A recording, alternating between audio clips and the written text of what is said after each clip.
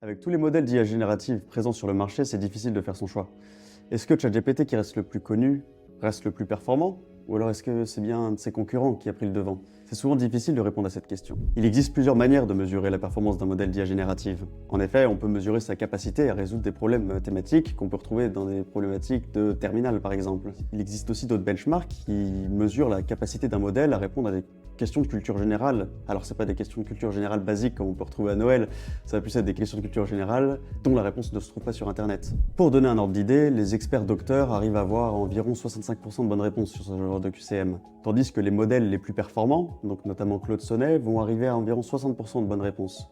Donc un petit peu moins bien que les experts docteurs. Pour ce qui est du commun des mortels comme vous et moi, on va arriver environ à 30% de réponses, même avec un accès illimité à Internet. Mais il y a d'autres critères à prendre en compte. En effet, est-ce que ce modèle coûte cher?